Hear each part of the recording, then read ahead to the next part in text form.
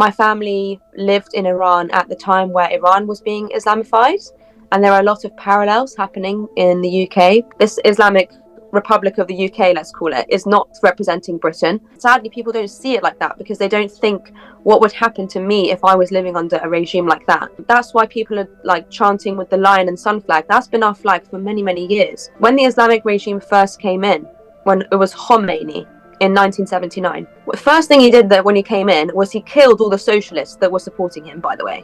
All the people who were like, no, we're anti-king, we don't want these Western values in our country, we want people to be more modest with how they dress, we're going too far Western.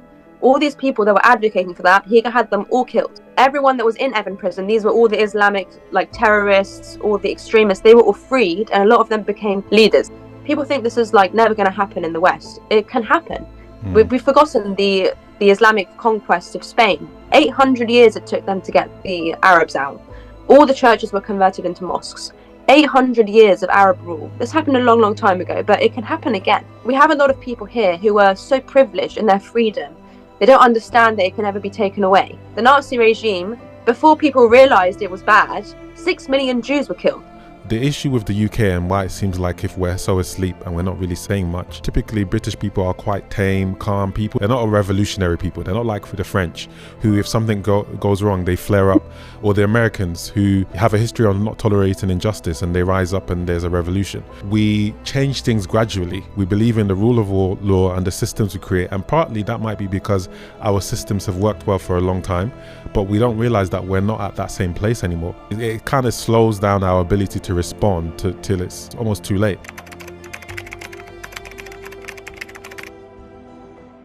The situation in the UK has gotten a lot worse, and I think there's a lot of people who are talking about, the Islamification of the UK, all the things that are happening, but usually those groups are either called racist, they're called far right, they're called this, they're called that, and so a lot of people are silenced basically, and they can't get their point across.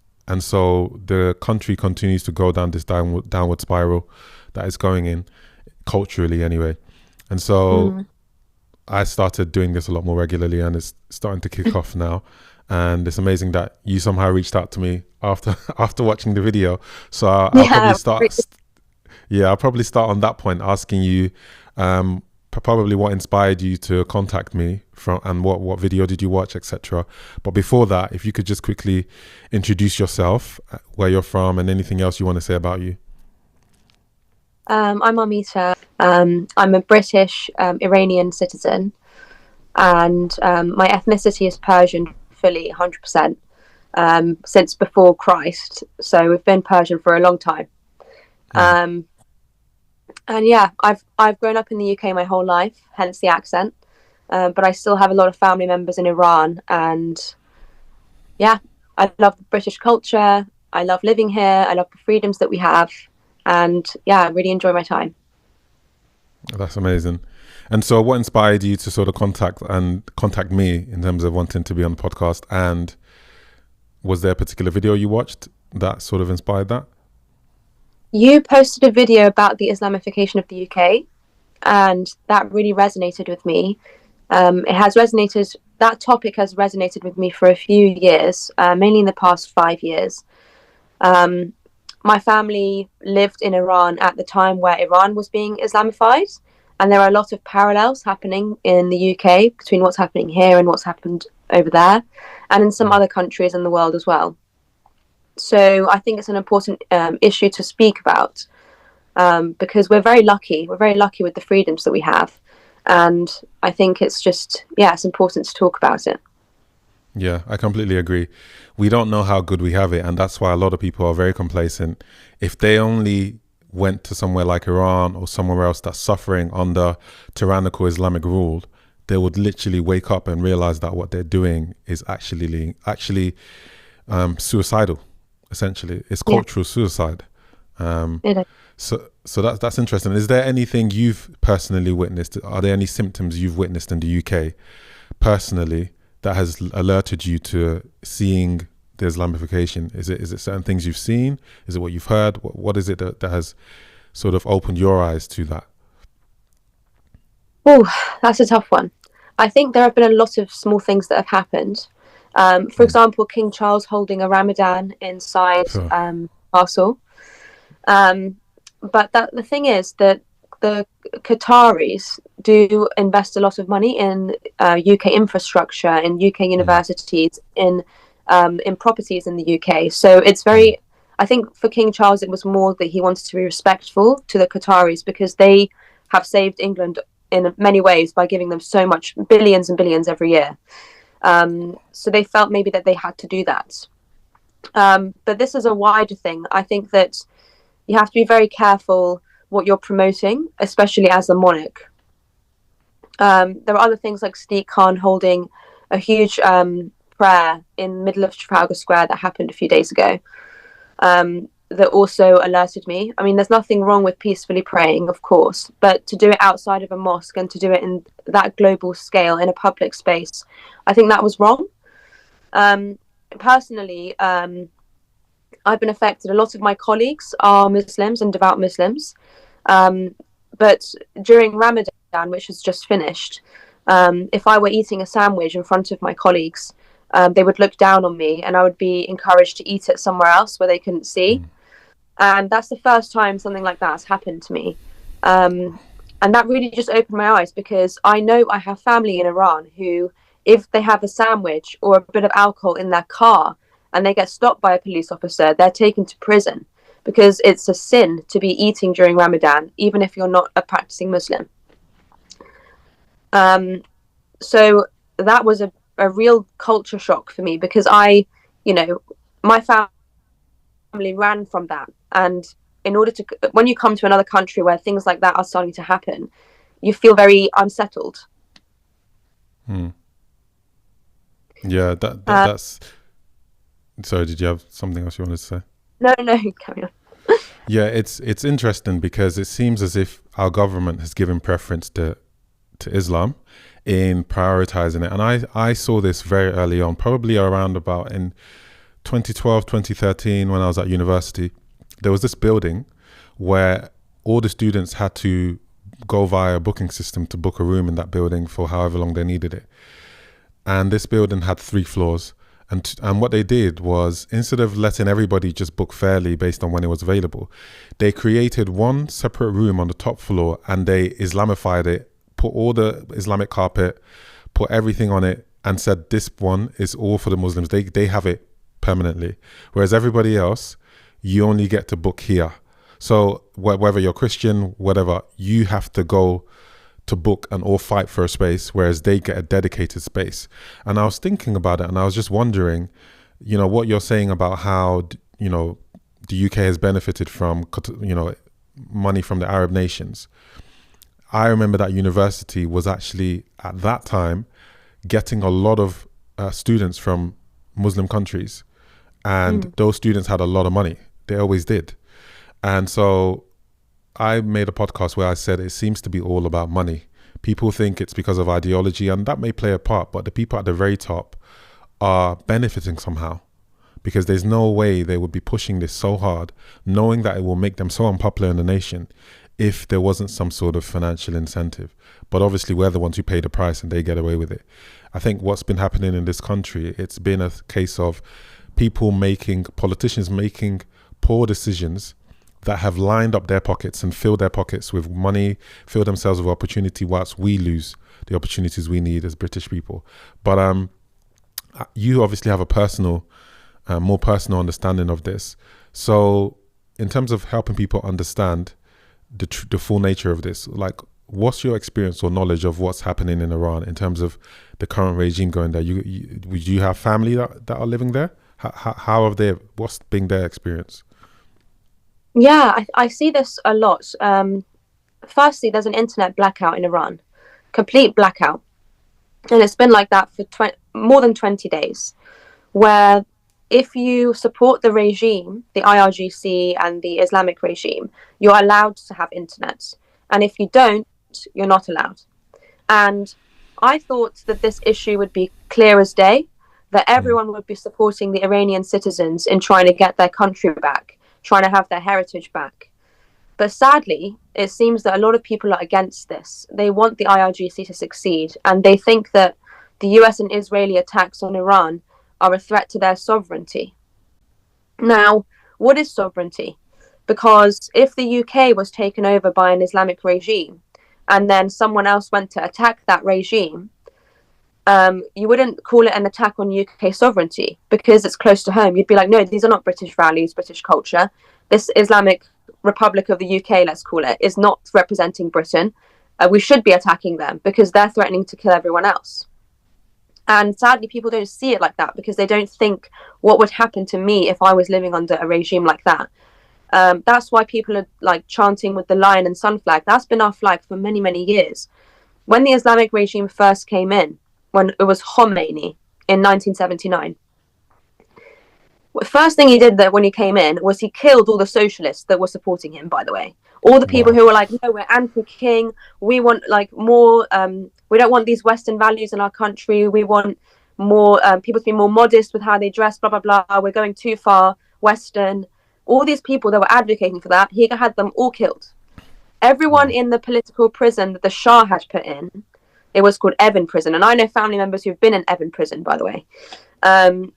Everyone that was in Evin prison, these were all the Islamic like terrorists, all the extremists, they were all freed, and a lot of them became like key Leaders. positions in the IRG. Wow. Leaders, yeah. So it's a complete, like, it was a massive culture shock. That's why me and many of the diaspora fled. Now, what people are doing in the UK is saying, you as a diaspora, me, for example, living in Britain, you have no right to comment on Iran because the people in Iran, what we're seeing is they all support the regime.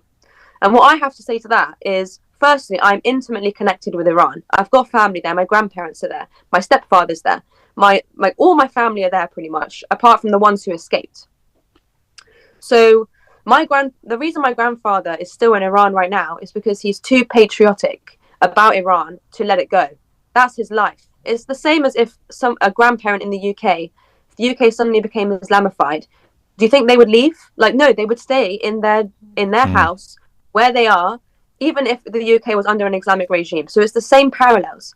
And I see it with my eyes firsthand. I see how my stepfather is buying 30-minute phone calls over a week and spending 1 minute just talking to my mum, telling her that he's okay. And the desperate pleas of all the Iranians, I'm hearing them firsthand. And the voice is being silenced. I'm hearing them. So I don't like that they separate us from the people in Iran because we're their voice now. We're not getting it from the BBC, who are strongly supporting the regime. We're not getting it from CNN and everywhere else. We have to be their voice. And it's the same thing that we would do if Britain was ever under an Islamic occupation. And by the way, people think this is like never going to happen in the West. It can happen. We've forgotten the Islamic conquest of Spain. 800 years it took them to get the Arabs out. All the churches were converted into mosques. 800 years of Arab rule. This happened a long, long time ago, but it can happen again. So people think it's far away from home, but the way I see it, it's not. And obviously we have a lot of people here who are so privileged in their freedom. They don't understand that it can never be taken away.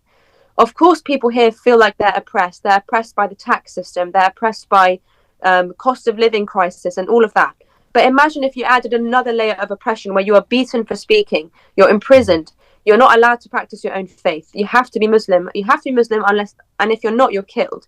So my records say that I'm Muslim. Of course, I'm not Muslim. I have to be though, otherwise I'll be killed. So we call it Muslim on paper. And everyone's saying that like 100% of Iran is Muslim. No, they're not. Like, everyone has to write that they're Muslim on paper, otherwise they get killed. But no one is Muslim. There are maybe only 10% or less Muslims in Iran. Wow. And by the way, in 2021, there were 15%, London was 15% Muslim. So the percentages of Muslims in the UK are higher, probably, in London than they are in Iran, which is crazy to me, but it's happening. Iran is the only country in the world that's de-Islamifying. They're on a fight. The people don't want anything to do with Islam anymore. It's been shoved down their throats. Like, for example, my uncle married my aunt. She was an Iranian immigrant. She claimed asylum here. She got her visas, everything, settlement status. And she grew up there. And I ask her sometimes, I'm like, what was it like growing up in Iran under this regime? And she said, I've been arrested from the age of 4. they made us, you know how in England we chant in assemblies, we could say good morning everybody, good morning whatever. They were made to chant death to America, death to Israel as a 4-year-old. Like Wow. their whole idea in Iran is to train young children from a young age to hate America and hate Israel and want to kill them and finish them off. That's their aim. They want to finish off Israel and finish off America. And they don't like the UK. They would want to finish off the UK too. Anything that's associated with Western values that's not Sharia law, their godly law, is considered filthy and disgusting. So they want to finish that off. And of course I'm scared. I'm scared in the UK because no one realizes this, because no one has lived it. Unless you've lived something like that, or you have family that have lived something like that, family that have been put in prison or killed, you wouldn't know. And there are many, many people who are, denying this. And I can parallel this to the Nazi regime. The Nazi regime, before people realized it was bad, 6 million Jews were killed before they realized, oh, maybe we should attack them and get rid of them. So they allowed in secret the people who were denying, there's no people getting killed, no Jews are being killed, nothing's happening, until 6 million of them were killed before they did something. And that's an underestimate. The people say it could be as many as 10 million Jews, 15 million Jews. In the January protests in Iran, and these protests have been happening for the past 47 years where people are trying to fight the regime. The underestimate is 36,000. That was a human rights HNRA figure that they estimated. But if I know someone who was killed, and my Iranian friend over there that I met on the street knows someone who was killed, and they know someone who was killed, the figure is likely much higher than that. And they're killing people still today. I mean, one of our boxers was killed 2 days ago. People know him because he's an athlete and he was competing internationally. Those Australian, the Iranian football team, women's football team in Australia that claimed asylum, most of them took it away because they threatened to kill their families. They're back in Iran now, and no one says anything. So yeah, there's a lot happening, and a lot that upsets me, and a lot of people who are denying what's happening because it doesn't fit their narrative. And because of the Epstein files, because of the Palestine-Israeli conflict, people are extremely anti-Israel. So anything that doesn't, people have, what I call it is, you have the IRGC, who are the suppressors. You have us lot, who are the victims of the IRGC in Iran or outside Iran, because I've been threatened too. And then you have people who view Israel and the US as the true oppressors because they have the privilege of believing in conspiracies. It may or may not be true, but they have the privilege to believe actually, the Epstein files, and maybe Epstein was linked to Israel and Israel are the bad guys, whatever. They have the privilege to view Israel and the US as a conspiracy, but really, we at the bottom, under that regime, are the people suffering, and their voices get silenced because if US and Israel are the oppressors, the IRGC and the Islamic regime, they then become the victim. So if they're attacking them and they're the victim, us lot who are protesting against that regime, we're becoming background noise. We're not fitting their narrative. So we just get silenced. And the same thing would happen if the UK then had an Islamic government under Sharia law. Everyone had to cover themselves. People get killed for singing music, whatever. The basic things you do as a human being get killed for. Showing your ankle. If your eyes are too beautiful at school and you're a child, they make you wear sunglasses as a woman because your eyes are too right? Like all these things that I've seen and heard from personal lived experience and lived experience of my family, that gets silenced. And that can happen in the UK if we don't speak up about how the IRGC are the ones who need to be prescribed as a terrorist group. As Iranians, we've been going on protests, we've been marching all the time in London, trying to get the UK to recognise the IRGC as a terrorist group. They won't do it. They won't do it. And and then Keir Starmer had this conversation about how you're not allowed to say the word Islamophobic. Like, the people living under that regime, they're not Islamophobic, they're Islamo-traumatized. Like, they're traumatized by people raping them in prison. Women get raped and they say this is for Allah. If you're hearing that, you don't want anything to do with that anymore. The reason they rape women, by the way, is because if you're a virgin and you're a woman, you still go to heaven. So you must take her virginity before you kill her, because then she won't go to heaven. Like all these atrocities we're seeing, No one speaks about it. And imagine if that happened to the UK, which it could easily happen if we don't take the steps Wow. to like stop it now. Sorry for the Wow. vent. No, go for it. That was amazing. So, you know what's very interesting? When you started off speaking about what happened or drawing comparisons between what happened in Nazi Germany and how there was so much apathy and people were just content in living their lives and being ignorant, that it only took an absolute catastrophe to wake them up. And I see the UK headed in that direction. There's already so many tensions and such a closeness to something resembling a civil war of people who are native British people who are championing British values versus those who are for the Islamification of the UK and the destruction of the society as a whole. Like just before this podcast, I was in Wakefield, and there were some patriots out protesting because they're upset at the unchecked migrants coming into the UK, military age men, rather than people who are in genuine need, so to speak. And as they were there peacefully protesting and just showing solidarity, and someone drove past because it was on a busy junction. So lots of people were driving past, showing support. But then one person drove past, opened his window, and shouted "Allahu Akbar!" So literally, there's this boldness and confidence that they have that they're gonna take over. And I've started reacting to many of these videos and posting it out there, saying we need to wake up now, because the issue with the UK and why it seems like if we're so asleep and we're not really saying much, there's two things. First thing is, typically British people are quite tame, calm people. They're not a revolutionary people. They're not like the French, who if something goes wrong, they flare up, or the Americans who don't have a history of not tolerating injustice and they rise up and there's a revolution.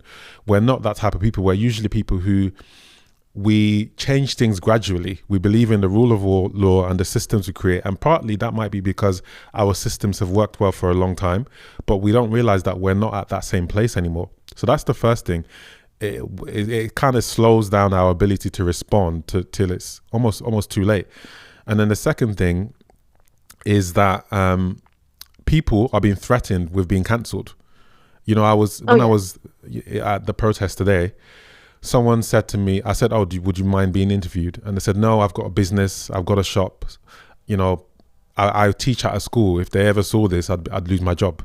And all she wants to say is, she wants to say to the government, can you prioritize British citizens first, people who have worked hard to be here, people who have contributed, people who believe in the values of this country? Can you make sure we're okay first before looking at other people who are coming in and gaining benefits, which is increasing government spending and causing people to be worse off who are citizens. So yeah, just that comparison with Nazi Germany and how it seems like if we're still asleep on the most part is because of all of those things that are suppressing the voice of the British people. The media as well immediately has ways of naming and shaming people who rise up against the system, who criticize Keir Starmer, who criticize this crazy new Islamophobia law, where they're trying to frame policy around to suppress people from speaking or criticizing Islam in any way. Even when October 7th happened and Israelis were killed, over 1,000 of them were killed in one day, the radical left, were still running to protect Hamas, a terrorist group, and were using that victim narrative as a way to justify why they were protecting Hamas. And you get all of these liberals protesting, saying free Palestine, all of these things. And yeah, we know there's a history of conflict in that region. But fundamentally, if you don't have a wall, or let me say a limit of how you support an ideology or a movement, to the extent where even if people are being butchered, you're still going to support it, there's something wrong with you. How can your viewpoint be trusted? How can you be trusted as someone who's actually a compassionate person if you can look at one group of people dying and not care, but then just because your ideology believes something, you still care about that? It's insane. And so I think you're absolutely bang on about this apathy and how the UK needs to basically wake up. If we don't wake up, we're probably going to end up in the wrong direction. Well, not in the wrong direction, but in the direction that Nazi Germany went to, where literally it took a catastrophe, a genocide, literal genocide, to get the people to start thinking, whoa, you know, what's actually going on.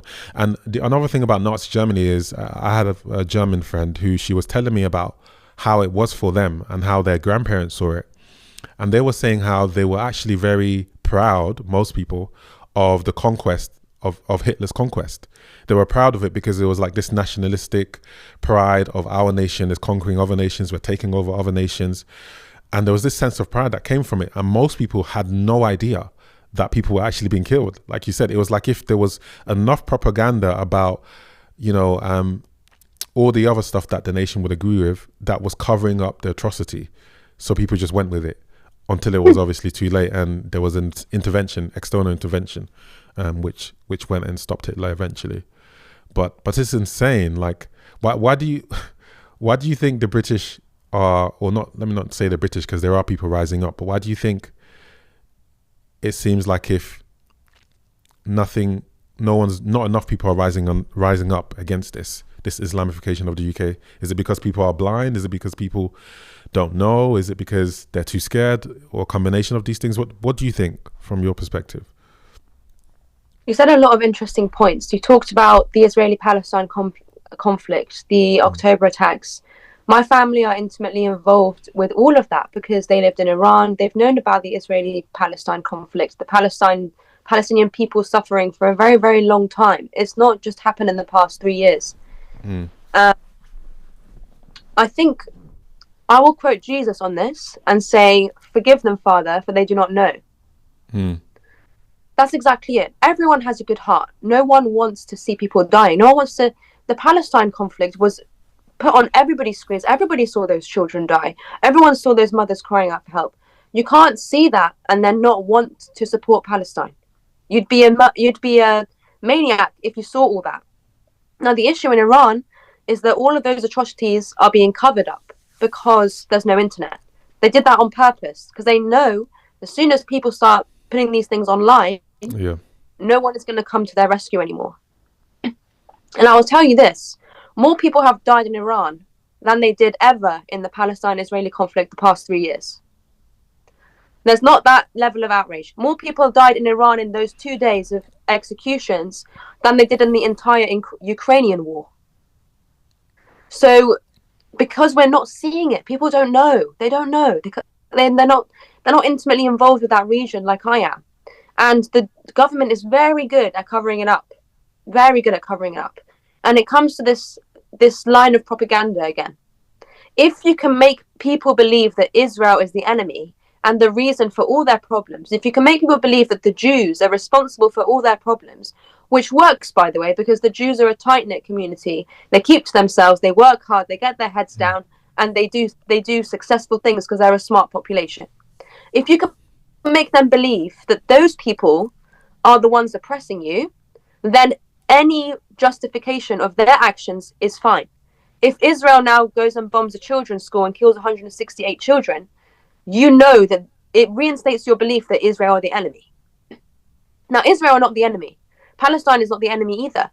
The people suffering are the children and the women and the men under these regimes. Those are the people who are really suffering. I'd rather live under Israeli rule than I would live under the IRGC. For sure. I'd rather live under Israeli rule than Hamas. Of course. I wouldn't want to be oppressed. Or the Taliban. I would never want to live under the Taliban. I wouldn't be able to even have an education or be a doctor or speak to you if I was under the Taliban. And people don't realize this because they don't know. They haven't lived under that. They don't know how bad it is. And how we're at a place of privilege where we have our freedom. We can speak. I'm a woman and I can speak, which is crazy because people in Iran can't. But being at this place of privilege, you have the privilege to then make your own conspiracy theories about what's happening here. Maybe the Epstein files are linked to Israel are, doing this. But they don't have that privilege in Iran. And if the UK became Islamized, we would lose that privilege too. The Jews didn't have that privilege in Nazi Germany to speak out. And people were telling people they were being killed. They were going, no way, no chance Hitler would do that. Hitler's a great man. They didn't know.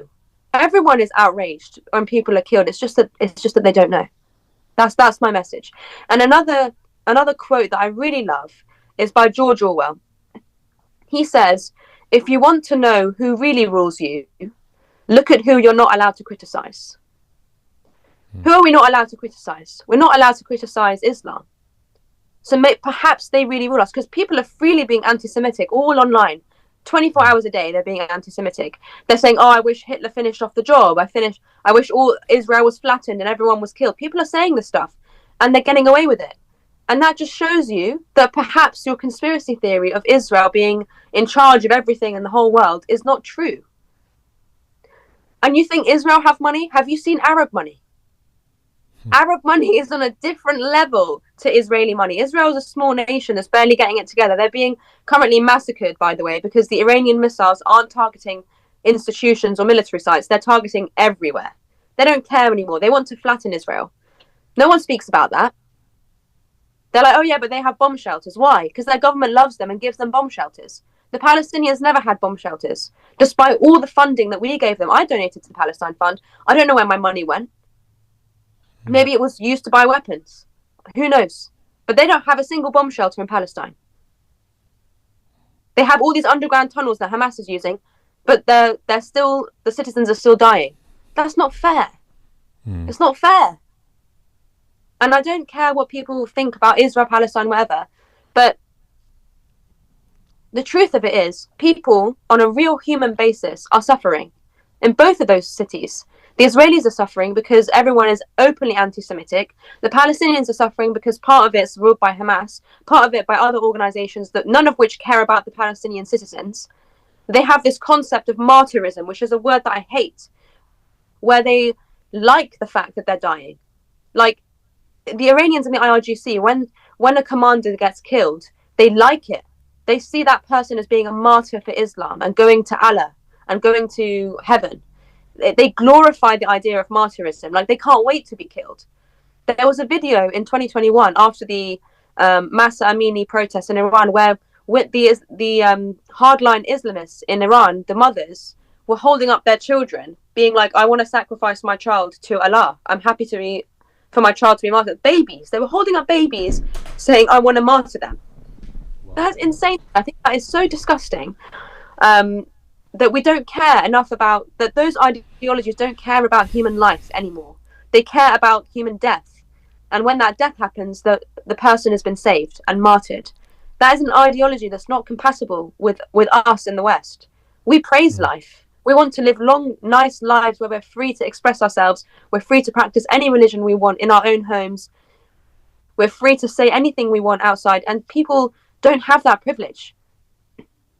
And the Palestinians, while the conflict was happening, they had Wi-Fi. They were broadcasting everything to us. The Iranians don't have that privilege of being able to broadcast anything that's happening. Because as soon as you upload something, you're going to get a police officer at your door and he's going to shoot you dead. Or they've cut the internet and you can't even broadcast it, you know? So it's a very different life. And all I will say is people are privileged. People are so privileged here that we don't see it happening. And we will only see it happening. Like, we will only see what was really true when we're conquered from the inside, which is what's happening. We're being conquered from the inside. Islamization is spreading. And there's nothing wrong with Muslims or Islam. But the Sharia law is what I disagree with. And that's what they want. I don't believe in women losing all their rights. I don't believe in the testimony of one man equals two women, or that you should beat your wife as it suits you for the whatever she's done, or anything like that. I don't believe in it. And a lot of radical Muslims take these, Quran teachings as verbatim, and this is the word of God, and they must not go against it. But at the end of the day, we all have the same God, and if our God is that horrible and unforgiving towards women and towards anyone, and people should be hanged and stoned or whatever, then that's not a God that you should be following. Our God is beautiful. He is all-knowing. He's all-loving. And stoning women and saying that Allah told you to, or raping women and saying Allah told you to, is just wrong. It's wrong. It's a mental disorder, and that needs to be addressed. And at the moment, by the way, we have about 85 Sharia courts in the UK. That is insane. Why are we having Sharia courts in the UK? We shouldn't have any Sharia courts in the UK. It's something that scares me as an Iranian, someone with a long Persian heritage. It scares me that I've come to a free country, a loving country, and I'm seeing it just be ruined. It must be even more horrible because a lot of people who came to this country hoping for a better future, and somehow it seems like this demonic force has followed them here. It's like, oh my goodness, like the nations where freedom was such a priority, freedom was what underpinned their belief systems. They were grounded in these things, but now it seems as if we're flirting with an ideology that has only proven to be barbaric in how it implements its laws, very, very, very oppressive in its nature, and people just don't get to express themselves. Like you said, look how smart you are, intelligent you are. How many other women are like that in Iran who can't even get a chance to express that or show what they have? And like you said, you're right, God being all loving, how on earth would he give someone an ability to have an intelligent mind only for it to be suppressed and to be muted? There's no way. So it sounds more like the devil to me. If somebody is, if it's promoting death, if it's destroying creativity, if it's making life miserable, that does not sound like the God who made this universe, because we see beauty all over the place. So there is something desperately wrong over there. And, people, one of the arguments that people have, I saw a comment on one of my videos where I always try and use the word Islamist because I'm talking about the political aspect of that, branch of Islam, because I'm trying to differentiate between, let's say, a moderate Muslim or a Muslim who just maybe believes in Islam and they go to mosque, go home, live their life, and the Islamist. But then someone, I'm not saying I agree with them, they were saying you're making a mistake trying to draw a distinction because they're all reading the same book. The leaders, maybe some of the higher up leaders, maybe the ones that are manipulating things or trying to gain more political influence and power, but the people generally just want to worship their religion. But the problem is, he said, if the UK does become Islamified, can we be sure that the Muslims won't be happy about it, even if they weren't as radical as the people on the top? What do you think about that comment? For example, there may be moderates, but if it was Islamified, do you think that those Muslims who we might not label as the Islamists would be happy, or would they prefer it to have stayed just Britain as a traditional Christian country with freedom to sort of express your belief system? What do you think? Difficult question. It's hard to know, because this idea of people being radical, like I've read the Quran, I've read the Bible, I had a long quest for wanting to know more about religion, so I read all of them. And if you were the perfect Muslim, you'd be an ISIS. That's a mic drop right there. If you were a perfect Christian, you're a priest. Wow. And that's the difference. So it's hard to say how it can go. I mean, Dubai has had a very successful way of keeping their extreme Islam for their own population and letting the tourists come in and have their fun and wear whatever they want without being prosecuted. They distinct between people who are Emirati and people who are not. But if you steal, you're going to get your hands cut off. Like, there are still these, implications and laws that apply to the Emiratis that perhaps don't apply to everyone else. And that Emirati population, who knows if they're suffering, if the women in that population are suffering or not, who knows? It's difficult to say. They did a survey on young Muslims in France a few years ago, and 70% of young Muslims wanted Sharia law. Wow. So, and Sharia law is, if you're a good Muslim, you would want it. Of course you would. It says it in your book that you should have Sharia law. But I don't agree with Sharia law because my family have had to live under Sharia law, and it's awful. Awful, awful, awful. You're prosecuted constantly. You're just not free. And even if you were the perfect Muslim, you still may be, excuse me, you still may be prosecuted. Like I had a friend who, she was wearing a proper hijab. She was in a car. They were on their way to a party. She was a devout Muslim. One of her family members had alcohol in the car. They were stopped by guards. They found the alcohol. They threw them all in prison, and she suffered in prison. Then she was released later, and she was young. And she left Islam after. She said, like, oh, I'm a Muslim, but she was never properly following Islam ever again, because she saw how it punishes you, even for small things. And even if you've done nothing wrong, someone else has done something wrong, if you're implicated with that, you're punished. Like, this kind of system doesn't work. Sharia law doesn't work. And I think the worst thing that God ever did was create religion, really. I think that all these books that have been written with conflicting things have caused huge separation between people. And the Christian God, the Jewish Hashem, and Allah, they're all the same person. They really are. And I don't understand why we all can't just love each other. Like, really love each other and love life and love celebrating life and just, not talking down on each other and trying to separate each other all the time. We all believe in the same God. The issue is these books, they confuse people. They tell you, like, stoning is okay, or like, even in the Christian book, it says that if you're a woman and you're on your period, you're impure. And people take things like that and they just create laws around it, and they make it into something that it was never meant to be. It was meant to be love. It was meant to be about love, about knowledge, about sharing this one planet Earth that we're all being given. And sadly, everyone seems to be against each other. But I will tell you one thing. If I wanted to be the perfect human being, I would be like Jesus Christ. He's a man without sin. And whether or not you believe in Jesus, I don't know what your faith is, but no, I do. Okay. He had no sin. Muhammad came later and he went against all 10 commandments, by the way. So Jesus never raped anyone. He never stole from anyone. He never killed anyone. He never conquered anyone. He never lied. He knew the Jewish people were going to come and prosecute them, and they told the Romans, yeah, I am the Son of God. He didn't lie. He didn't even lie.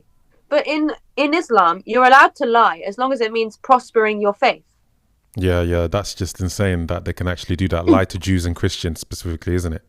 That you can deceive them, actually. And I think a lot of politicians, Muslim politicians in the West, have gotten in under the facade of pretending to be left-wing, but then they gradually release their policies subtly. And I've seen that happen so many times. Exactly what Khomeini did.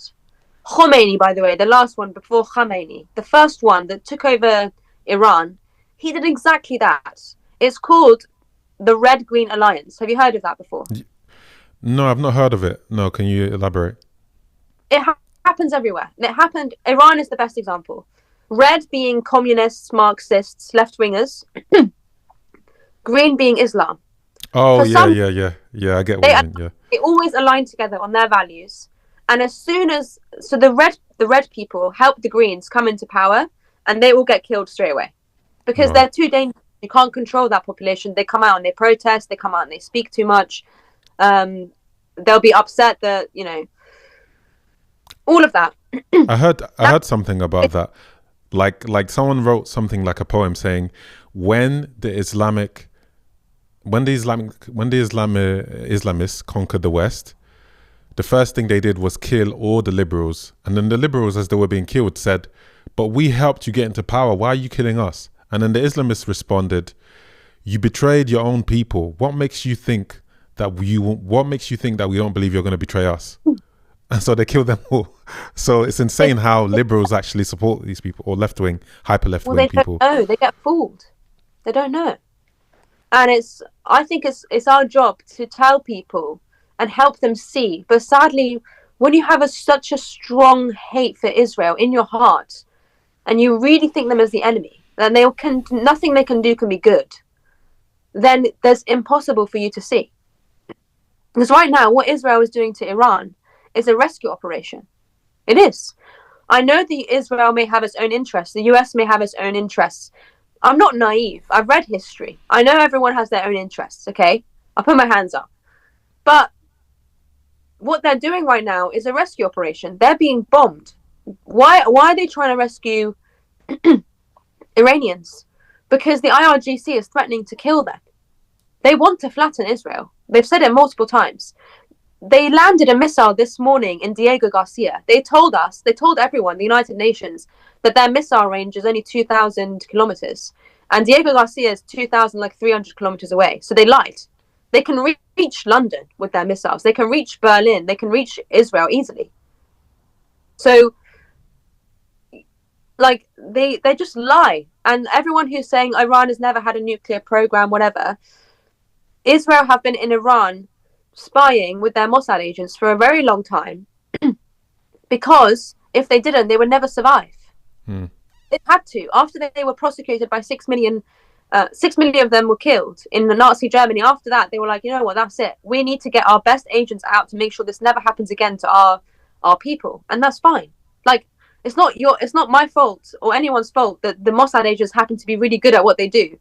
Like, if they're so good, why don't we have agents that are that good? You know? Yeah. Like, there's reason to hate them for that.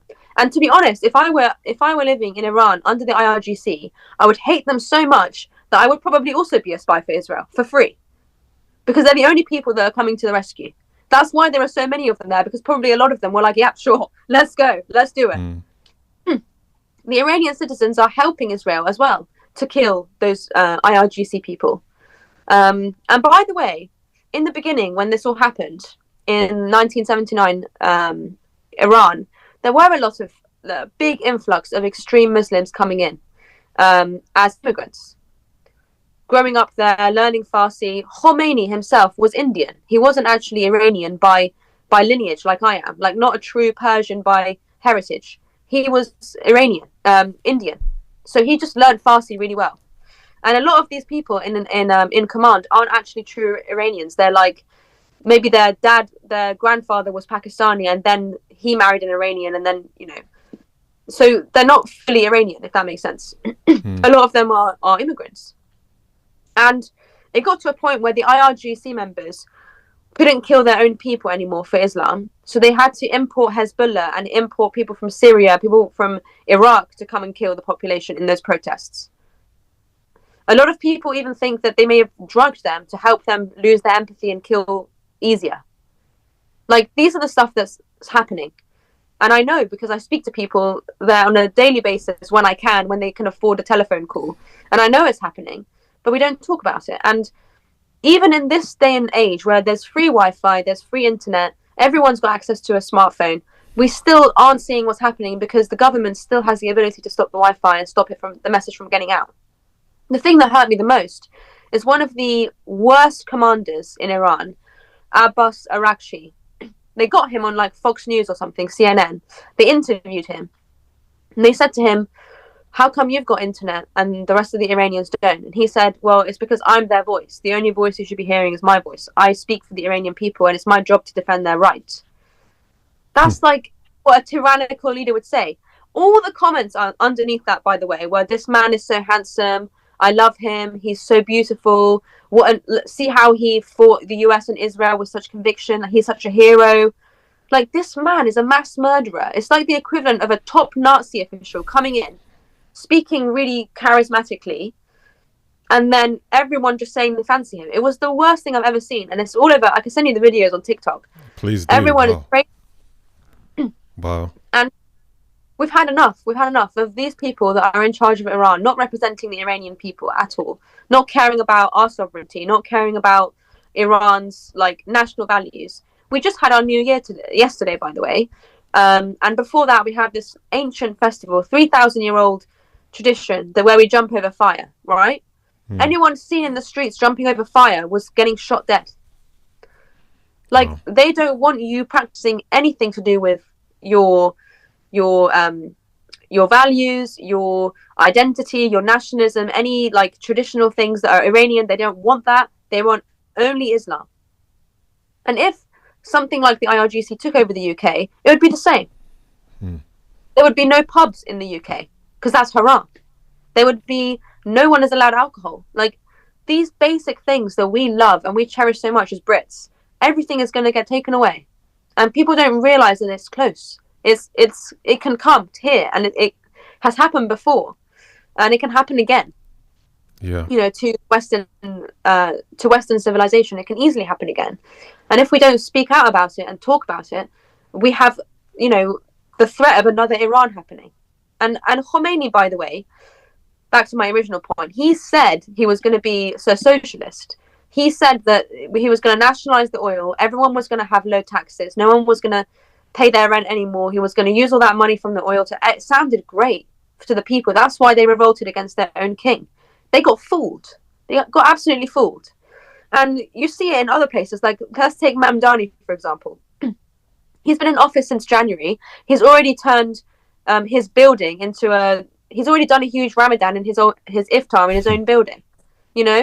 It didn't take long for him to blur the line between Islam and being a politician.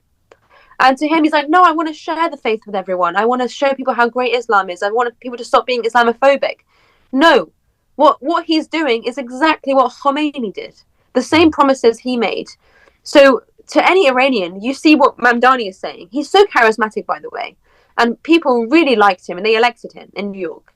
But the things that he's saying and the things that he's doing are really similar to what Khomeini did in Iran and how he got so much support and so much power. And I remember the Washington Post in 1979 made an article about Khomeini. They said with his bushy beard and his blah, blah, blah, Khomeini likes to read poetry in his spare time, and they branded him as a moderate cleric.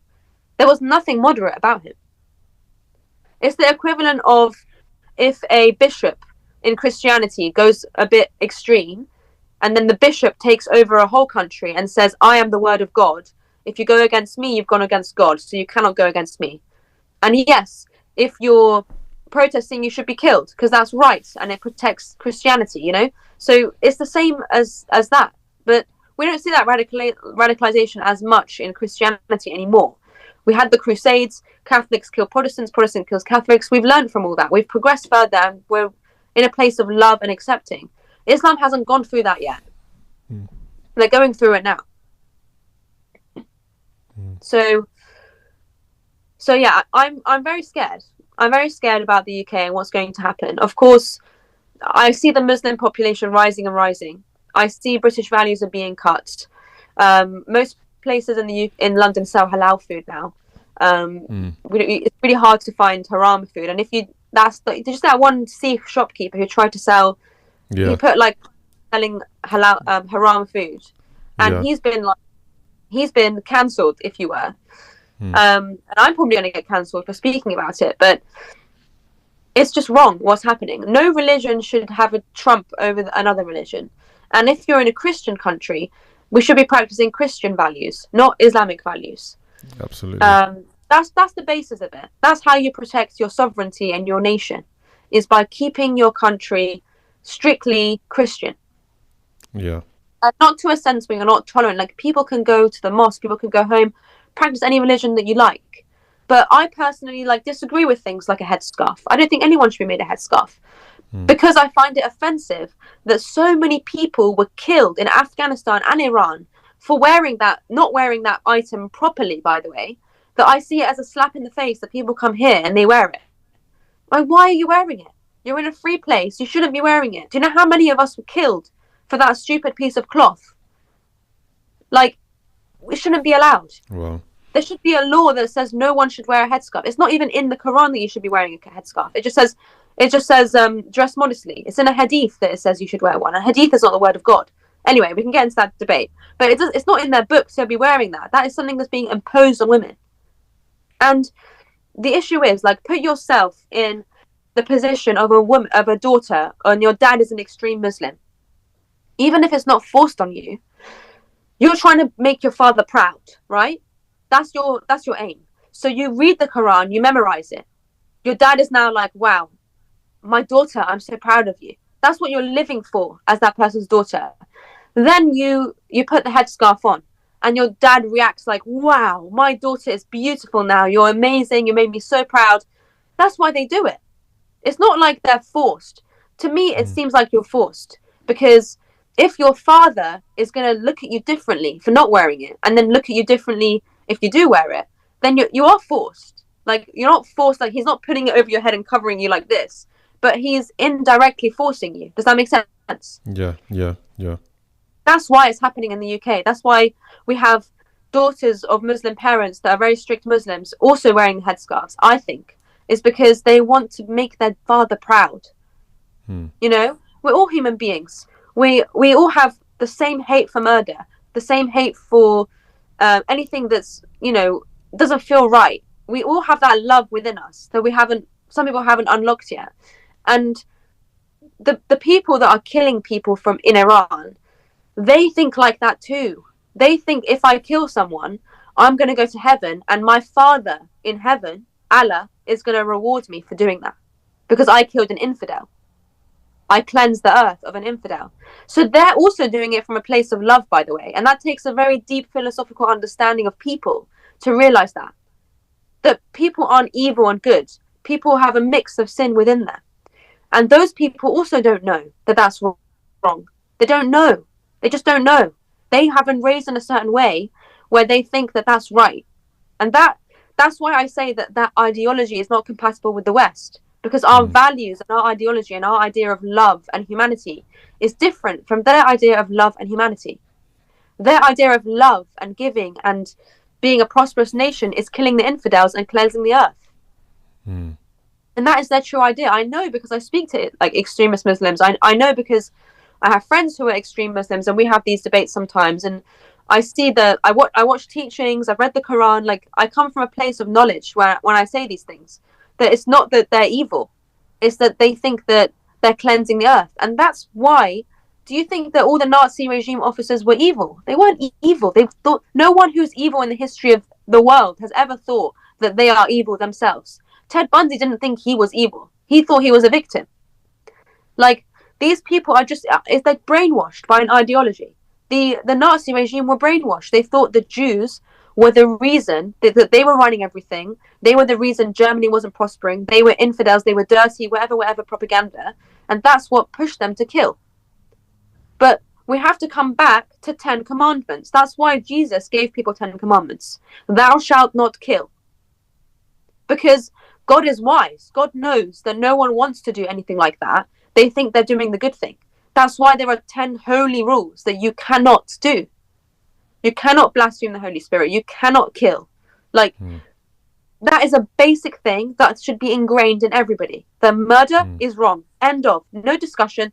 No, if you kill the infidels, it's fine. If you kill a Jewish, it's fine. Whatever. It is wrong. And that's what I think we need to project to the world. And that's what Jesus tried to do. He tried to tell the world that it was wrong. And they actually then killed him. Because he was too pure for this world. They didn't know what they had, you know? They didn't appreciate what they had. And because of that, so many people hate the Jews and are anti-Semitic and are very quick to criticize anyone who is Jewish practicing. And imagine being a Jewish child right now in the UK. You go online, all you see is anti-Semitism. You speak to people and you say, I'm Jewish, I come from Israel, they look at you funny. You can't even wave the Israeli flag because they look at you funny. That's not fair. No one should be living like that. And the same thing's happening in Britain. You wave the British flag, the Union Jack, and you get called a racist. You're not a racist. You love your country. There's nothing wrong with loving your country. Love it, cherish it. Because one day, what if someone comes and wants to replace that flag and put Allahu Akbar all over it, like they did with our flag? What makes me so upset is the fact that Iranian history and this revolution was never taught at school. So all the knowledge people have about the history of what's happened is from online.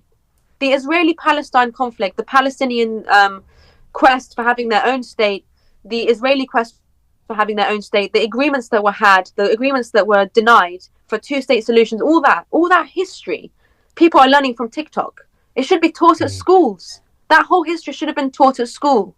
But what did we learn about at school? We learned about the suffragette movement, World War I, World War II, Nazi regime, the Russian Revolution sometimes, and maybe the Afghanistan war and how that was so bad and went so wrong.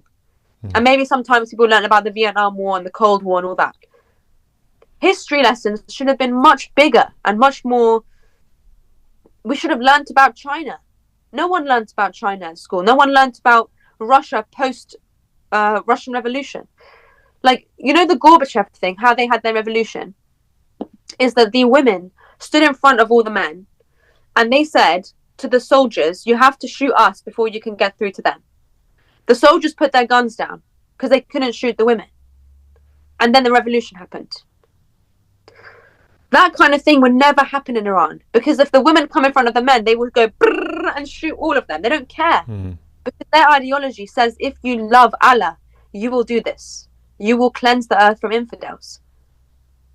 So that ideology, to me, is satanic. To me. Absolutely, Might not be I agree. It might be other people, but I think that is Satan's whispers coming in and telling people it's okay to kill each other. It's not okay ever to kill someone, ever. And you should be punished for killing people. It's a basic thing. And it becomes even worse because sometimes in like conflicts like these, if you don't kill, like, I didn't want the leader of Iran to be killed necessarily because I don't believe in death and killing anyone. I would have wanted him to be tried and someone to talk to him, maybe see the light, maybe see Jesus as God or whatever. I prayed for them all to have visions of Jesus and because I believe in Jesus. I don't know if other people do. Yeah.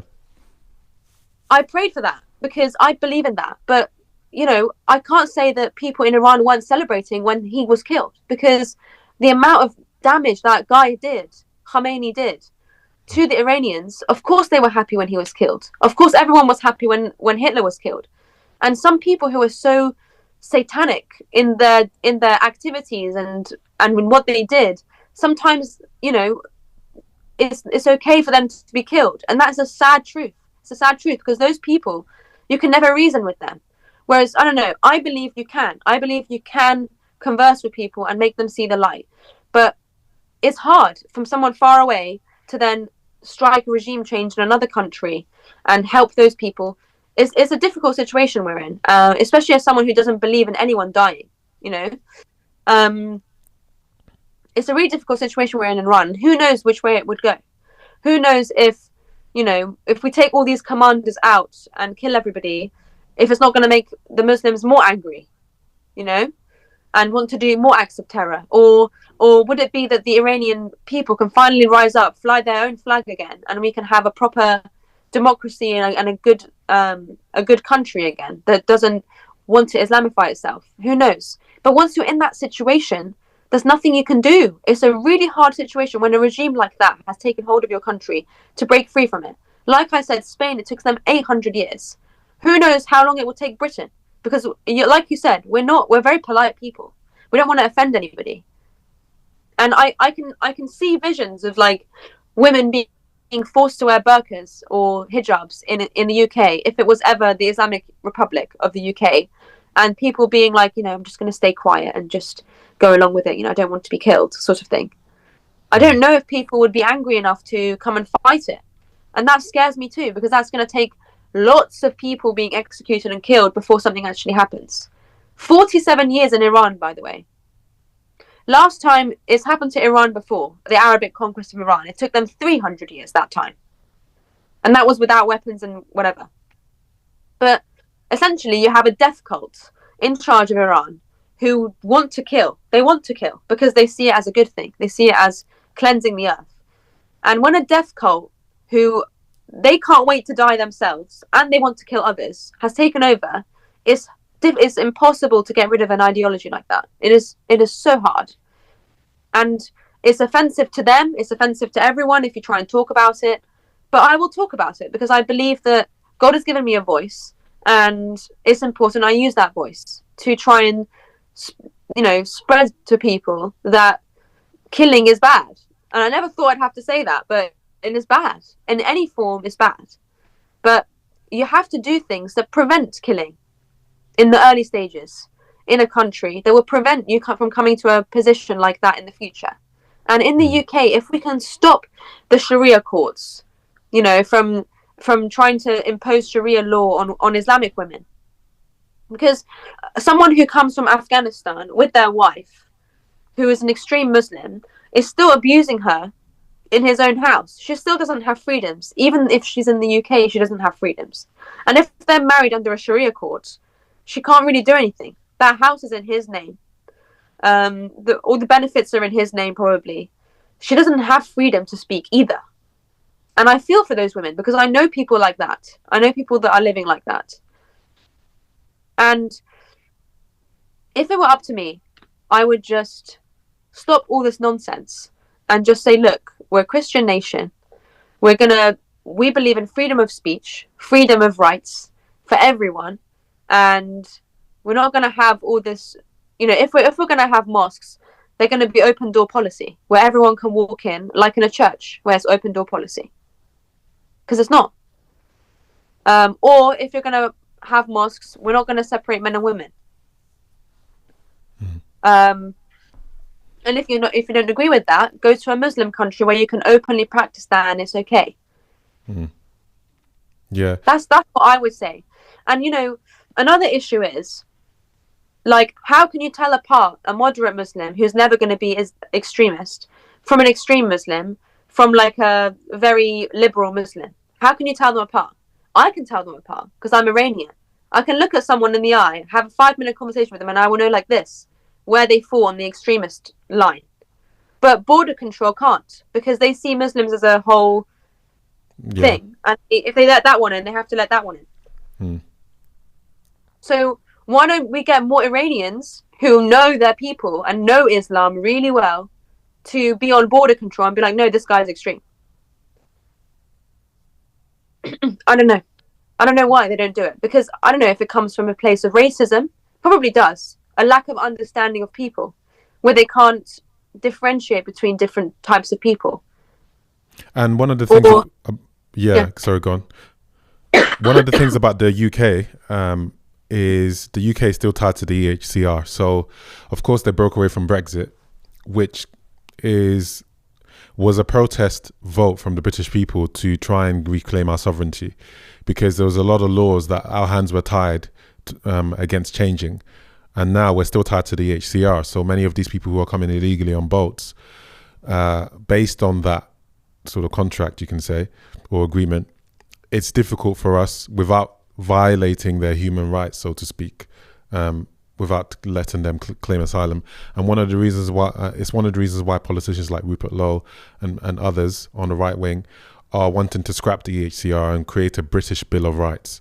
And I completely agree with you in terms of this country needing to remain a Christian country in order for us to restore this country, because before there was a moral consensus. There was something we all agreed to, which gave us a strong sense of community, and we believed in Christianity. And what you believe in tells you what you say yes to and what you say no to, right?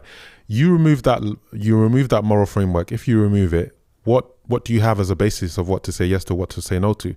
It's either going to be about money or power. So if the politicians no longer have that Christian guiding light, like many people in history had in the UK, like William Wilberforce and all of those others, not all of them perhaps were as pious as Wilberforce, but at least they believed in Christianity from a cultural standpoint, in its power to do good, in its power to free human beings from vices, from terrible conditions, to things around charity, even if they're not devout. Just as a matter of moral principle, it caused this nation to be able to be protected from ideologies that were against such belief systems. So now that we've kind of had this secular experiment where we've said, oh, we don't really want to call ourselves a Christian nation anymore. We kind of want to be a pluralistic society where there's many belief systems, many communities. What's happened is now we have parallel communities living with one another. They're living within the same sort of region, but they're not integrating at all, because there's no binding force. I believe this, you believe that, you believe that, you believe that. But because there's a vacuum of a established moral order, there's this fight for power now. Each one is trying to say, no, we're the right one. No, we're the right one. But the two strongest forces seem to be this remnant of Christianity that's in the country, which people are rising up and speaking up now. But then there's also the Islamists, and then there's the radical left. They've teamed up together to try and take down and completely uproot the Christian heritage of this nation, so that they can then say, like, for example, I watched a video the other day where there was this man, this Muslim, who was saying, UK, we are tired of democracy. Your country has moved away from morality. Therefore, we are saying that Islam is the solution, because all of you are drinking, all of you are drunk, you don't have any values anymore. So Islam and the Sharia is the solution, because we will take away all of these things. Well, what he failed to say was also add the oppressive things that they are going to add. So you see, I think because this nation has removed itself from Christianity and just said and taken on this hedonism, our families are breaking down, our institutions are collapsing, and the things we used to say no to. Because let's say rewind 100, 200 years ago and someone says they want to start a Sharia court. Absolutely not. It would be vetoed immediately by every single member of parliament, because there was a sense of patriotism. There's a sense of a moral framework built on Christianity, and the people just were the society was more homogenous. Like, people had a central belief system. Not everyone might have believed in it the same. Some might have been Catholics or whatever, but at least there was something they all agreed to. Now, in this pluralistic society where everybody kind of has their own thing, and there's no sort of at least binding set of values that everybody can subscribe to. Not saying everybody needs to become a Christian, although that would, I'm a Christian. I'd love for the whole world to just believe in Jesus, but people have a choice, right? So at least at the very least, there should be a set of values that we all subscribe to in order to preserve what we have. And so because that's been lost, people think that we can live in this multicultural utopia, but that's not. It's proven to not be able to work at all. It doesn't work. People will believe what they want to believe, and so there always has to be some sort of belief system that leads the way. It's like, for example, if you think of what's been happening in the West after the Soviet Union collapsed and America started being sort of like the world leader. You could say that it kind of pushed or kept back a lot of the things, a lot of the more evil, sinister powers from taking control, because America was so strong that the whole world was kind of looking to it. It had a Christian foundation that, the Brits gave it. Because of that strength, and because people were looking up to it, and because it had strong values on what it said no to, what it said yes to, people didn't think, well, we're going to try and invade, because the spirit, the American spirit was so strong. But now it's coming down. Same with the Brits. Now it's coming down. It emboldens the Islamists to say, it's like if they smell blood, they smell weakness. And so now they think we can go in and take over. But when there's strength, there's an established moral order that builds a successful system, and the people who are running the system are completely committed to that, the people on the outside can see the strength and they are deterred by it. But when they smell weakness and feel like there's an open door, which these liberals have created to say, they're trying to protect, and they're trying to protect Islamists more and more in the law.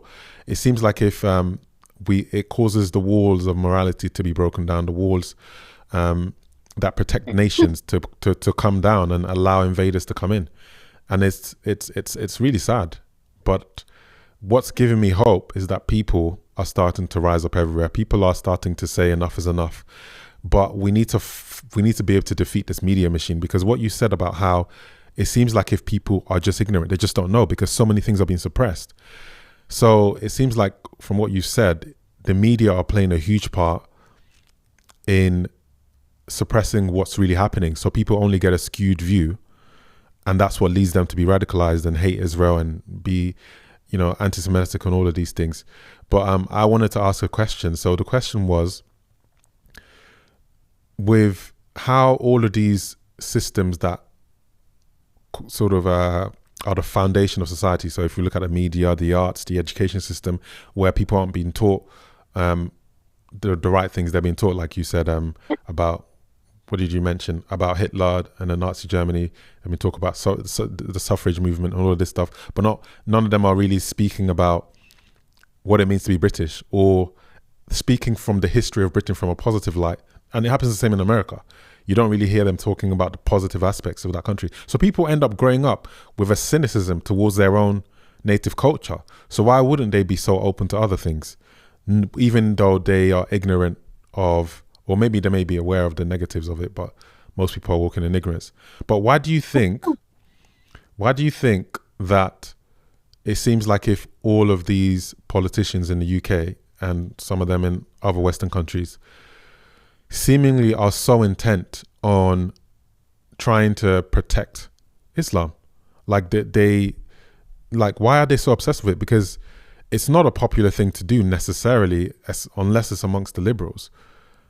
Are they getting some money from it? Are they getting some sort of benefit? Like, what is it? What's the reason why they are seemingly so obsessed with protecting Islamists? I know I said a lot there. Take your time. No, that's fine. I think it comes from, firstly, money and corruption. I think so too, yeah. They're very easily corrupted and bought by groups that are pushing a certain agenda, like Islamic groups and Qatari funds. I see it myself because I emailed a lot of politicians and I asked, can you support the Crown Prince in Iran? It's the only person we trust. They said, I'm sorry, I've been supporting MEC, which is a terrorist group, for the past 12 years, and I'm not going to change because they're being funded by them. No. So a lot of people are bought very easily. Secondly, there is a big misunderstanding of Muslims and Muslim children, Muslim families. There's a big misunderstanding. You see, like, maybe Fatima in school, who's a bit shy, she wears a headscarf, and of course you come from a position where you're like, we need to protect Fatima so that she doesn't experience any hate from anyone else. But what they don't know is that when Fatima goes home, she's got a worldview that her hair, if she shows it to any male teacher, it's sinful. She's got a worldview that her own bodily organs are sinful. Perhaps her genitals were mutilated as a child because they were sinful. And all these things that we cannot criticize because we say it's their culture actually shouldn't be part of anyone's culture. Those things are wrong. Female genital mutilation is wrong. It's actually criminalized in the UK. I don't know if that's going to not happen in the future because people are going to say it's their culture. But those things are wrong. And what would really help Fatima out at school is if people try and teach her that actually your hair is not sinful. Your voice is not sinful. The fact that you have an education is not sinful. You're empowered in Britain. And, that male teacher is not going to have an erection if you show your hair. And she thinks that it will, and that's why she covers it. So there's a misunderstanding, and like there is, as you said, a silencing of people's voices. Like, for example, if you're, remotely Islamophobic, you get cancelled. What we should be doing is helping people assimilate into our culture, so that whatever cruelty and things that they've done in their home country is not brought here. So what really should be happening is the teacher should speak to Fatima's dad and be like, why is Fatima wearing a headscarf at school? You do realise that we're a Christian school and we're in Britain. She shouldn't be wearing a headscarf. All the other children don't. And if the father then says, it's sinful for her to show her hair, she's modest, and it's part of Islam, whatever, then maybe there should be like an intervention to stop that from happening and free Fatima, from that oppressive family. But people don't view it like that. I view it like that because I've seen firsthand the damage it's caused in my country of Iran. But people don't view it like that. It's a very new thing for them. Maybe there was only one person in the class that wore a hijab and they don't really know about it, and they think from they think from a place of love. But really, if you really want to dig into the issue, is that she shouldn't be made or compelled to be wearing that in the first place. Because her worldview shouldn't be that it's sinful to show my hair. It's not. Or that it's sinful to wear a skirt, or it's sinful to show my ankle. It might cause... It's not her fault if someone else has a sinful reaction to what she's wearing. It's the guy's fault. And that's what people aren't teaching in Islam. They always blame the women. The women aren't covered enough. Or like, oh, I only raped her because she was showing skin. No, you committed the act. You didn't have the moral framework in your head to know that it was wrong. You couldn't control an urge that came to you. You should be punished, not the girl. The girl's walking around. Like, people are not like dogs. And by the way, dogs are easier to control than men like that. If I have a dog next to me and I tell him, no, wait, don't eat your treat, the dog waits. Even though the treat is very tempting to him. Why can't you show that same level of restraint? So you think it's okay to just go out and rape someone because they're so tempting? That's disgusting to me. If a dog can show that amount of restraint when I tell him not to eat that treat, then you can as well. And we should be empowering men to feel that they can control their urges. And they should. And this whole thing about alcohol being a sin and whatever, I think alcohol is a great thing. It unites people. It takes down barriers. It makes you your true self when you're having a conversation. You know, it takes away that anxiety. Yes, of course, if you take too much and you black out and you're drunk and you do something wrong, yes, maybe that's wrong, but you shouldn't drink too much anyway. Have it in moderation. But the Islam teaching is that anything, even in a small amount, is sinful in a large amount. So they took that as we can't drink alcohol at all. No, you know, it's not the case. I think a lot of people haven't even read the Quran. They don't know what they're talking about. So they don't know like what is right, what is not, and they can't use it to argue with people. And then they have this protective barrier of we're Muslim, and it protects them from everything they do. I think that's wrong. Does that mean that I can go to work and say I'm Zoroastrian and it would be greatly offensive to me if you didn't let me, I don't know, kill a cow today? Like, no. You know, that religion doesn't have as much protection. But Islam does. And Islam can be one of the most brutal religions when it comes into power. So I don't understand. I think it comes from a lack of knowledge and a lack of knowing, a lack of speaking to people and understanding, and people being misled and misguided that's, you know, helped it basically conquer the world from the inside in many countries. And I think how we protect girls like Fatima at school who are forced to wear the headscarf by their fathers or compelled to wear it is by having legislation that says no, it's wrong. We don't allow that in this country. But if I say that, or if someone tries to implement that, they're immediately called Islamophobic. But covering your hair is not any part of Islam. It just says dress modestly. But the fact that so many Muslims believe it because they like to oppress women, because it's easier for them to have someone who's completely covered walking around and not be tempted than it is for people like me walking around and they get tempted. They're using Islam to make these extreme oppressive rules that go against women's rights. And that's what doesn't sit well with me. It's never sat well with me. I think legislation is the way to stop this. But sadly, it's not coming into play because it's going to get so much backlash if people try and do that kind of thing. And how are they going to impose it? How are they going to impose no headscarves and no face coverings? When they just made it mandatory to have face coverings in COVID. You know, like how... It's insane. How are they going to... It's insane. It's hard to actually put it into practice. And I've thought about so many ways of like, how can we have laws about things to make it so that Sharia law is less and less likely to come and take over the UK and oppress all of us. And it's hard. It's really hard. And that's why Islam prospers so well.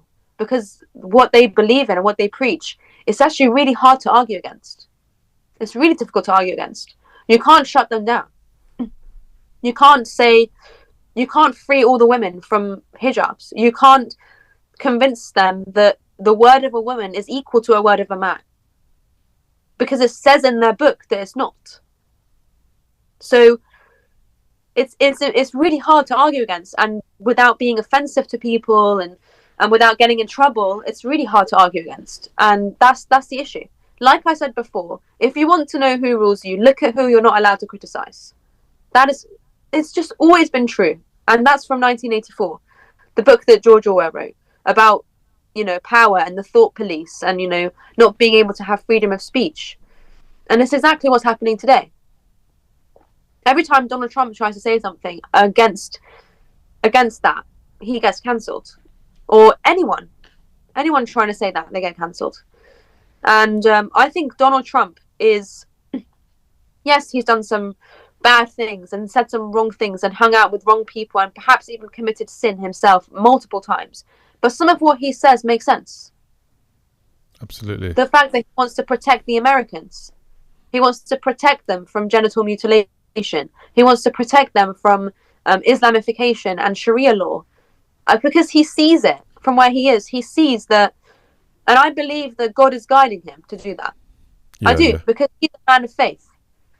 So a lot of people in the UK are either atheist. A lot of politicians are either atheist or don't believe or are Muslim or Jewish or who knows. There isn't, you're right, there's not that unifying, we have 10 commandments that we cannot go against. And one of them is we should not murder people. There's not that unifying moral framework.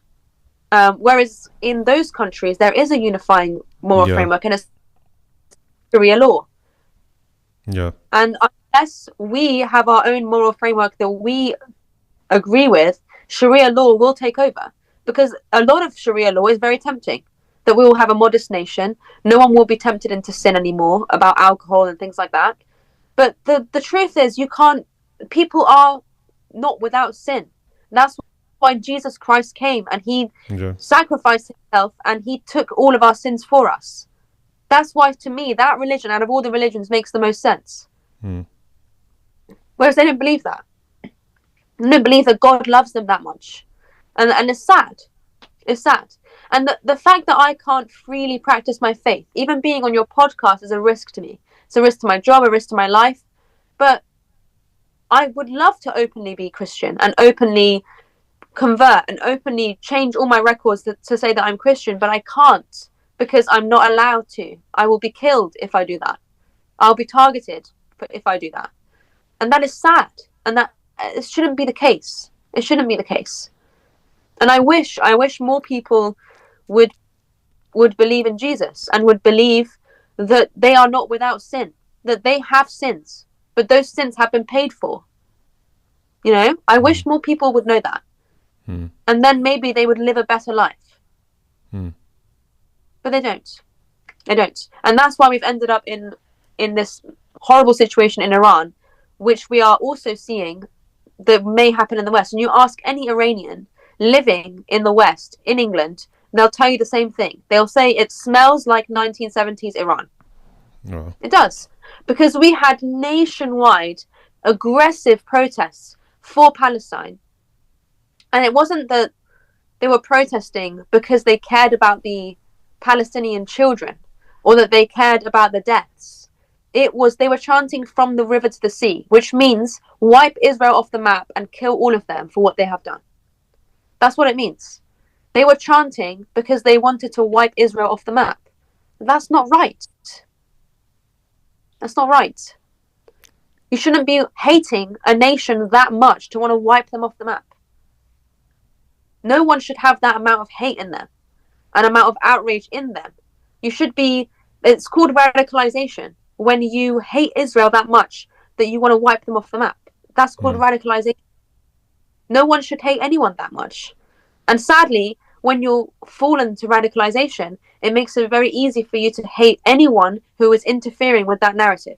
So me and my family's, people who have been executed in my family, people who have died in my family, who have lived under oppression in my family, I'm background noise to that. Because I don't fit that whole Israel is wrong narrative. And it's very, like the Jews have been prosecuted across the entire length of time. From ancient, they've been prosecuted. Cyrus the Great, the king in Iran, many, many years ago, 2,000 years ago, freed them. But they've been prosecuted because it's so easy to prosecute them.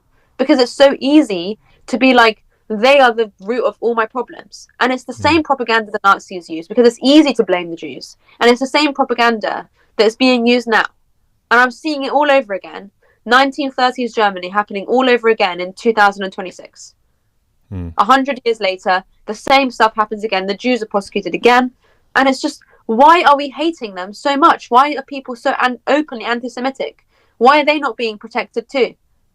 Because it must be impossible to be a Jewish person in the UK right now. It must be impossible. It must be Yeah. so hard when everyone passionately hates you and your country and your heritage and everything you stand for. And if you tell them, like, my family were killed by Palestine or by Hamas, they'll tell you that you're lying. And the same thing is happening to me. When I tell people that I've had a family member who was executed, they're like, where's the proof? Yeah. You're They lying. don't, it's because they don't want to believe it. Like Oh, when you tell them that, you're breaking their illusion. And they can even get yes. angry at you because they live under an illusion and you are threatening their peace by exposing the truth to them. And what you said about how difficult it will be now that we've made it normal, a lot of these us being tolerant of Islamic traditions and letting women wear the burqa and all of these things. Yes, it's true. Like trying to there's no one who is confident or, let me say it, bold enough to make the stand and actually say that, especially when right now you've got a majority Labour government which is full of woke MPs. I've been in the Labour system from the ground up. Even there was a time where I was running for election for them, and they all loved me up until I started speaking the truth. They even selected me as a candidate, and then the woke people in the party managed to try and find something to take me out. And then I realized that no, there's no way I'm going to try and make my way into the highest place in politics in this country by trying to pretend I'm one of them, because I'm not. Because here's the thing, some people think that they can pretend and maybe just agree with the party for a while, and eventually if they do get to power, they're going to change everything and they're going to change their ways. No. Every time you compromise, you give a part of yourself to that thing. So it's like whatever you bow down your knee to on the way up the mountain will control you when you get to the top. You may think that, but that's just how it works. So yeah, there's no one bold enough to make the correct decisions. When Trump came on the scene, he came like a wrecking ball. I think he is a trump card in God's pocket that God took out and said, all right, here's someone who doesn't give a damn. All right, I'm going to use him to shake things up a bit. And he played that card, and so many things that were necessary to save America, he did, and he's still trying to do. And so that's going to be the same here. The leader that rises up to say, you know what, enough is enough, is going to be someone who's going to face so much backlash, but there needs to be an unrelenting strength and unity in this country of enough people standing up for British values to turn it around. Because if you think about the European Union referendum, the EU referendum, it took such a strong unity amongst all the conservatives and all the people who love this nation and all the people who were disillusioned to come together to actually get that vote. It was very difficult, but it happened, and it is possible for it to happen again. And then the last thing that I wanted to say is about this thing that's been happening for so long about the Jews being persecuted and attacked for millennia. I give a spiritual perspective on this because, I've read the Bible through and through several times as well. And, it starts from Abraham. If you think about Abraham, Islam, and not that Abraham had a direct hand in creating it, but if you look at his two sons, there's Ishmael and then there's Isaac. Isaac was the son of promise. Ishmael was the rejected son. And so Isaac becomes the one who is given the lineage or the birthright to the lineage that eventually gives birth to Christ, which then comes into Christianity. But then Ishmael was rejected because Ishmael was Abraham's attempt at trying to fulfill God's promise on his own terms, right? So automatically you already see something there of a man trying to forcefully do the right thing, right? So if you can draw parallels to Islam, where you see man trying to impose his will to justify himself before God. So it's we do this, this, and this, and this, and this to make ourselves look good to God. Whereas Christianity is no, Jesus has paid it all already. You just need to simply believe and surrender your life to him, and your sins will be forgiven. So I think the two parallels you see there is one is of one that surrenders to God. One is one that tries to almost be God or be good enough for God by doing a set of rules, implementing rules, right? So anyway, what happens is Ishmael is the rejected son that eventually grows into Arabs. They're called Ishmaelites, Arab nations spring from that, and then further along the line, Muhammad comes along, receives some sort of apparent revelation, he says, and then starts Islam, eventually starts killing people. You know, we all know kind of like the abridged version of. I'm giving you the abridged version of the story for the sake of time, but it seems like if those two sons, and you see it from Ishmael's mother Hagar, because the moment her son is born and Sarah, Abraham's wife, doesn't have the ability to conceive a child, Hagar starts mistreating Sarah out of jealousy. And so there's now a contention for the promise. There's a contention of a promise of who is going to be the king over the earth. And, you know, in Christianity, it says that Jesus will eventually reign on the earth after his second coming, right? So what I see from a spiritual perspective, just to summarize, is there has been this age-old competition between who has the power in this world, over who is the presiding moral framework, spiritual framework over this world. And it seems like if in the spirit realm, the spirits behind these movements, and I'll maintain that the Islamic movement came from a satanic source, 100%, a perversion of the thing God originally wanted, because you see how closely related it is. Many of the things are very similar, right? But then there's just a twist in that, no. Isa, Jesus, is a prophet. He's not the son of God. That's the twist, but that's the crucial twist, because that's the one that leads to salvation or not. So yeah. I come from a Muslim background as well. I was born into a Muslim family. Most of my family are still Muslim, you know, but I had a radical encounter which changed my life, which caused me to believe. And I always pray for them to have visions of Jesus, like you said as well, you know. But sorry, say that again? I also had an encounter. Oh, did you? Oh, wow. That's amazing. Yeah. I saw Jesus in a dream like 4 years ago. Wow. Yeah. So that's what pulled me towards Christ. But it was at a time where I was searching. I was searching for why I was so lonely, why the world was so awful. And Jesus just said to me, "You're not alone." Wow. And it's just 4 words I needed to hear. And since then, I've never felt depressed or anxious or anything like that. I've always felt at peace. It was this like overwhelming peace that came upon like my whole body. And it was like I've never had a dream like that since or before that, ever. But from then I knew that that was the truth. With conviction. Obviously, you know, because of my my job and because of where I'm from, I'm not allowed to say that. But I think it's important to say. I think a lot of people have had encounters before or messages before, but I do see exactly what you're saying in the teachings of that religion are satanic, in that there is a twist to everything. And it's like firstly denying Christ, that he was only a prophet, that he's not the son of God, that he's not, you know, important. That's one thing. Sorry, my family are coming in. That's okay. Secondly, that in the first half of the Quran, you shouldn't be killing anyone. Then Muhammad conquers Medina through blood and rape and conquest by the sword. And then everything changes. And you're allowed to kill now. You're allowed to do X, Y, and Z. Broke all 10 commandments. Married a minor. By the way, touched her and then married her. Like, touched her inappropriately, then married her. All these things that someone who is in good faith, who is the word of God, wouldn't be doing. Some of those sins, like, I wouldn't do. And I'm not a prophet.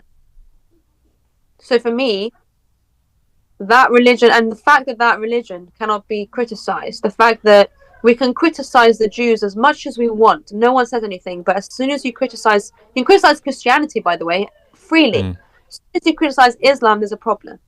And I don't understand why. I don't understand why philosophically we can't have that conversation.